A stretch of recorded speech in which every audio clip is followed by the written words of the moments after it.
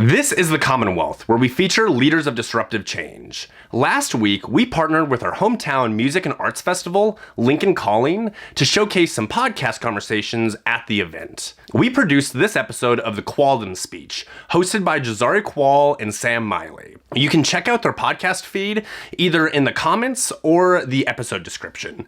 We hope you enjoy the conversation. Hey, all you listeners near and far, this is Jazari, Kual. And this is Samondre, Miley. And you are listening to The Kualdom Speech, brought to you in partnership with KZUM for a special episode for Lincoln Calling, where we discuss different topics and happenings in the community, nation, and worldwide. And also answer fan questions and address their concerns so their voices can also be heard. Welcome to episode 5. It's a very special episode of episode 5. Yes. Might add. It is for the festival Lincoln Calling. We're going to be talking about, of course, different events and community, nation, and worldwide, of course, but also touch on the subject of innovation and kind of what we do to tie in with this episode for this year's festival. As you know, we had all those riotings and protests throughout the nation over the course of the summer. Portland recently passed that it is illegal to use tear gas on peaceful protests. So that way, kind of more seen as a inhumane thing to do to people, even if they're just peacefully protesting. So hopefully that kind of can get passed elsewhere in the nation, so that way it's not happening to other people when they do go out for a peaceful protest and they end up getting tear gassed for pretty much no reason. Did you know that when the protests were happening here in Lincoln and they were tear gassing people? First off, the tear gas they're using is military grade, right? Like, you can't even really use that in war, like tear gas like that, from what I was told. But also, the tear gas that they were using was expired. I don't know how that would be okay, or I don't know exactly like what the effects would be of an expired tear gas canister. I never had to know that. But I mean, like, tear gas poses like it's a high risk to females who are actually, like, pregnant. But aside from that, it can, like, affect their body and cause, like, complications down the road for that, like, in that aspect. And so when it came out that the tear gas that they were using was expired, like the canisters, you know, it raised a lot of questions as far as, like, the police funding and them using that funding for these weapons. And you know, like, some of the budget was used to purchase these things, and they were never used. So it's kind of just like it was wasted money, and then they used expired tear gas on civilians when they're exercising their First Amendment rights. So I'm sure in Portland they've been using a lot of tear gas.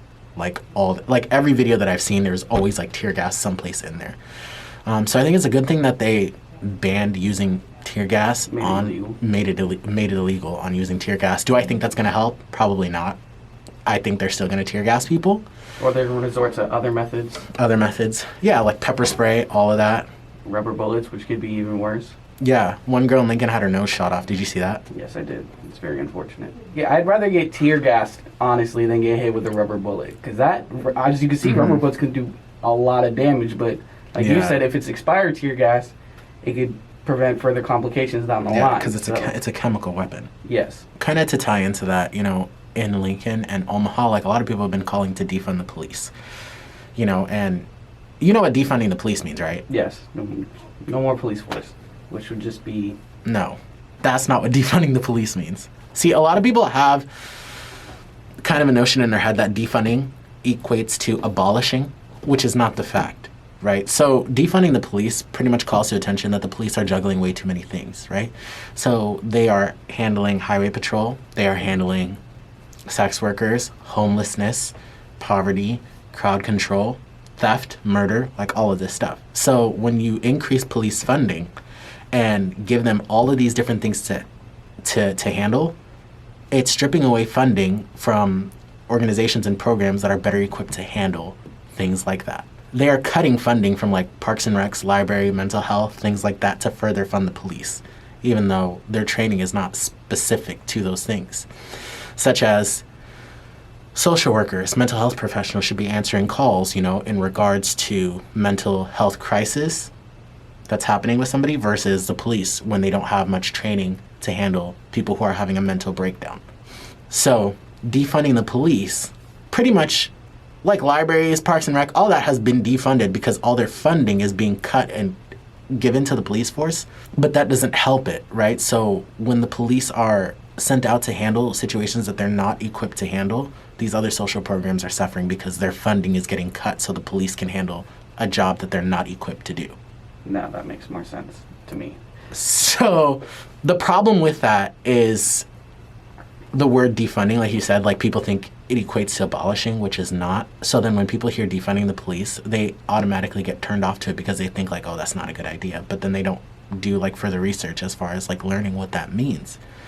Because when people are like, yeah, increase police spending, increase police budget, which almost means like they're okay with stripping funding away from like libraries, right? Like, well, like, wouldn't you want a library to still exist for people who need libraries? So I mean, yeah, but libraries this year already have taken a huge like cut. So I don't think a lot of people are realizing, you know, this is where taxpayer money is going, right? I think people would rather have a library that the community can use versus 10 more police officers to handle jobs that they're not equipped to handle. That is very true. I'm glad you explained on that because I honestly was one of those people who thought when you defund the police that they were just going to be gone and then we would just have a chaotic nation. Oh, no, there's no way. Like, you can't just strip away the complete police force, but what you can do is pretty much take the funding that they're getting from all these other programs that is getting cut, give it back to them, right? So crowd control, people say, like, what are you going to do when, you know, things are getting out of hand in a neighborhood and things like that? Well, what about neighborhood watches? Remember those? Like, what about block parties? Throw those so you can get to know your neighbors very well. Like, do you have your neighbor's phone number? Yeah. Oh. I mean, like... Most people, I assume, don't have their neighbor's phone number. Right, like, I don't know my neighbors. I don't have their phone numbers. But, I mean, like, that's an issue, right? Because remember back in the day when, like, you could get in trouble before you get home, like, somebody already called your mom to tell her what was happening? Yes. Like, that's not how it is anymore. People aren't connecting how they should, which is such a shame because we live in a world of connectivity these days. It's not more of a face-to-face interaction anymore. It's more of a phone-to-phone interaction. Yeah. Because you can talk to someone over the phone for as long as you can, but then when it gets to that in-person meeting, it's kind of weird because, like, it's not the same right of what you're expecting. Absolutely. That's kind of what people are calling to defund. And I just saw something this morning. There's a group in Omaha called Pro-Black that holds a lot of demonstrations and stuff. And last night, one of their organizers was cited by 9 police officers for being too loud. So when he was getting in his car and he was getting ready to leave, 9 cops showed up and pulled up to cite him. So you mean to tell me citing a demonstrator for being too loud is the most important thing that's happening in downtown Omaha, to where 9 cops had to pull up? I can understand, like, 2, but 9 just seems a little excessive. Do you remember back in 2012, the whole Trayvon Martin situation? Yes, I do. I actually played Trayvon Martin in my high school play back then because I obviously had to fit the part, but that was such a crazy experience to be able to do that for my school and have people kind of aware, because some people hadn't known what had happened to him, and so it was kind of one of those chain event things that kind of set things off really during that time. The guy shot him. How was the experience of playing that in your high school play? It was really powerful. The way it was just how it was in that play. I mean, I only had like 3 seconds of line, but it was just saying his name and making people aware. It was just very, very powerful. I remember the day that actually happened because I was in Florida for a school trip. Mm-hmm.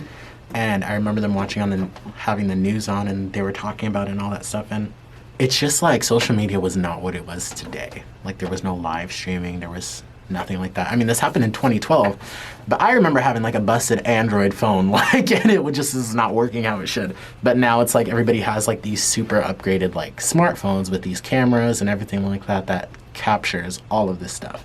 So without innovation, like, a lot of people would not be aware of what's going on, you know? Because I mean, these days, there's hundreds of millions of people on like Facebook, Instagram, YouTube, right? Like, think about it. A single video can get 1 billion views. That's like 1/8 of the world's population. It's a lot of people. Because you can easily just go up to a protest and boom, start live streaming right then and there. Mm-hmm. But back then, if 2012, you probably have to have, you know, a big video camera holstered over. You got to make sure it's working properly. You got to make sure the mic is right so it can capture people's voices when they're talking or yelling. Yeah. And just aside from just protesting, like if you see anything like going on, you know, there's always somebody filming because there's always somebody watching, you know. And these days it's like technology. Could you imagine life without what we have now? I could. It just wouldn't be, knowing what I know now, yeah, No. it would suck. But if I didn't have the knowledge, Yeah. but still had that 2012 knowledge, and was just waiting, it would probably just be the same. Like, it would just wait. That's how I would see it.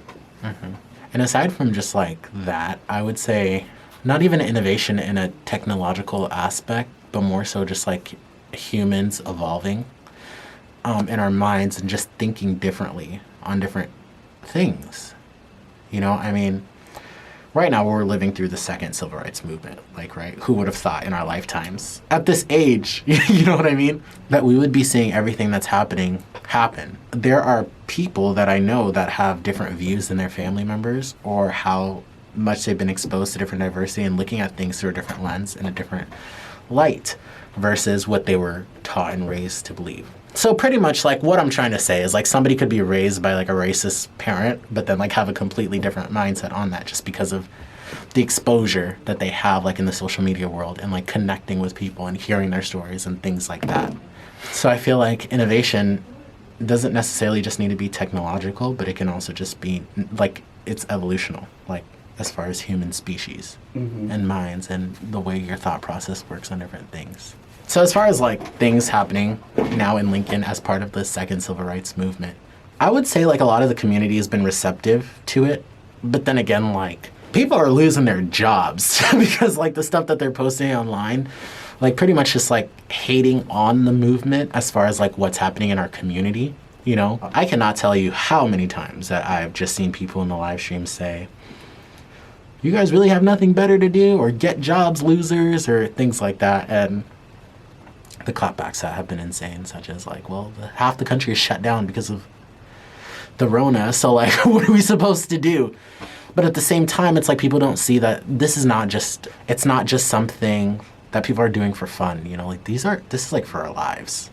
You know what I mean? This is like raising awareness for our lives. This is not just a parade. It's not just going on for too long. Yeah, it's not just a spectacle. I'd say like a lot of the community has been receptive, but I have lost a lot of friends. People's true colors like show in this time. It's like either you're with the civil rights movement or you're against it. Yeah. And see, every time there's like a rally or an event, there's always opposition, which is like what I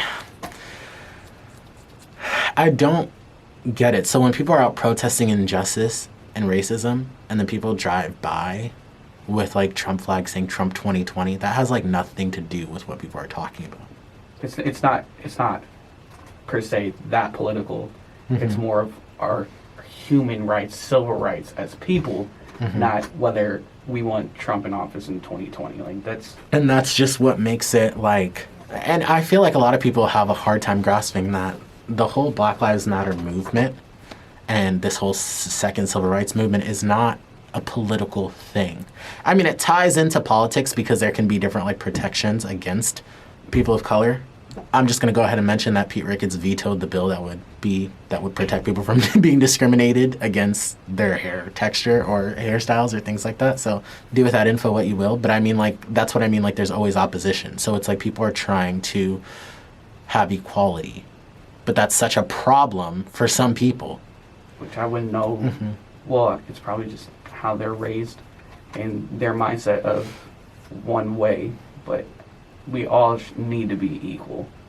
Yeah, so I mean, even with that, like, there's been a lot of groups that have sprung up, right, in Lincoln. So there's Change Now, there's a Black Leaders Movement, Fight for Black Lives, and of course there's the UNL, African American Student Union. But then, in response to the Black Lives Matter movement, there's also groups that are popping up in opposition of that. So I mean, like, there's like Facebook groups where they're talking about these protesters are ruining our way of life and we need to stand up and hold our ground and take our city back. Not just in Lincoln, because Lincoln is nothing compared to what's happening in like Kenosha or Portland or anything like that. But it's the same mindset that there's opposition people feeling like we're stripping something away from them by asking for equality. And so that just goes to show that it's kind of eye-opening and sad that people in our community that we live in are so opposed to people of color having equal rights. That's just what it is. And like I said, I put out like a post a while ago saying that kind of these days, it's hard to change people's minds, like people who are already set in their ways. So you really have to focus on enlightening the youth. And when I say like youth, I'm talking about kids who are like 5 and under, because I mean like, that's when they're most impressionable. That's when kids are kind of in their most impressionable state. So Yeah. if you tell them one thing, they're kind of going to get stuck with it if you keep kind of like pounding it into them repeatedly. See, I mean, just like a story of my own, I remember, this is why I say like you have to focus on kids that young. People like 6 and older, sometimes it's just hard to get their mindset changed if they've already been like taught a certain way. Because I remember being in elementary school, I was a 4th grader. And a girl who was like in a grade younger than me was like super upset and angry that I was standing next to her in the lunch line, and she told the teachers that her parents said that she cannot be in line with a black person. That just goes to show, like, my nephew kind of had the similar experience. Like, I don't remember exactly the story. I think they were also at, like, a lunch table or at, like, their classroom table, because, you know, like, in elementary school, it's, like, just there's several big tables where everybody just sits around. Back in the day, like what, 10 years ago, 12 years ago. But one kid was like crying, saying that he just doesn't want to sit next to a black person because like that's just what he would like. How else would you think that they were taught that? It's not something that you just learn. You learn it at home. Like that's where all this starts. And that's why I say like sometimes it's hard to just change people's minds who are 6 years old and up. So you really have to focus on the youth and like raising kids who are going to be leading this country one day, because we need to make sure that they know like human lives are human lives regardless of the color of somebody's skin. But like I said, that's such a problem for some people. That also goes to show that it could be a thing where at a young age they're also taught in school about stuff like this, just racism. Because if you think about it, when do you really learn about that stuff? I remember the earliest I remember like actually reading and learning about it in school was probably the 7th grade. That's the earliest I can remember. I feel like it should be at least brought up.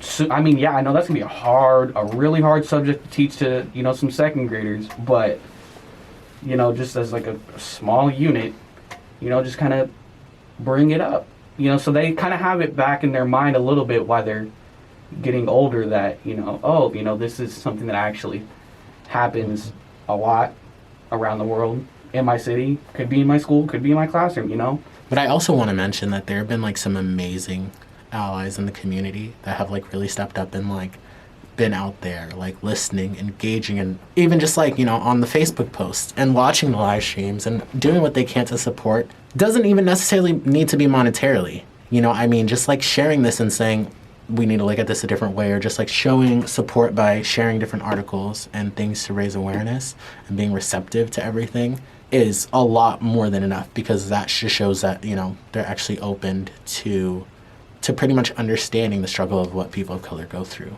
That's been amazing to see. Like, I've made so many friends like online just from the live streams and just allies and stuff, you know, to say like I can never really understand like what it feels like to be in your position, but I can sympathize, because a person should not be treated that way. Let's talk about like how things have changed in Lincoln specifically. I honestly haven't seen really that big of a change per se.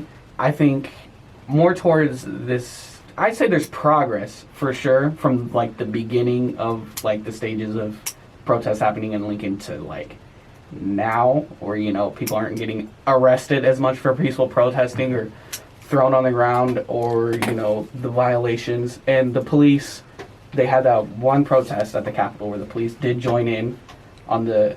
That was like the second night. But let me tell you, it was such a struggle to get that to happen. I know it was a struggle, but it still happened. But since then, I haven't really seen anything change or heard anything. See, like, over the summer, they sure have made a lot of noise and like brought like a lot of attention to it, especially in Lincoln. And I mean, like, with like the live streaming, having over just 1 million views of people like seeing like what's happening in Lincoln and in Omaha is great and amazing. But then there's also those setbacks that really make people question, are things really going the right way, or are things changing for the better? Starting with the mayor accepting that grant from the Department of Justice for several $100,000 and like finding a way to quote unquote match that, like a percentage of that through city funds. And her response to that was like, well, we found $150,000 in the city budget to allocate towards mental health. That's great and wonderful and all, but I mean, like, was that going to happen if all of this was not happening? Probably not. You know? I'm going to be truthful. And so that's one huge blow that really made people feel like, well, they're not listening to us. I mean, they hear us, but they see us, but they're not listening to what the people are saying that they want, you know? And another huge blowback was when the governor, like I said a little bit ago, vetoed the anti-discrimination bill to protect women from, or people of color from their hairstyles or things like that they cannot be discriminated upon because of that. No concrete answer as to, or reason as to why that was vetoed. And so that's why I feel like there's not been a lot of progress in Lincoln. A lot of awareness has been raised, but there's not a lot of progress, you know? And I feel like it's time for people to put more pressure on the government. The election is coming up for your state senators. Find out where they stand, things like that. Make sure you register to vote, because if we don't have the right people to stand up for us, like, nothing is ever going to change. Did you know Lincoln wasn't originally the capital? Yes. I did know that. Sorry.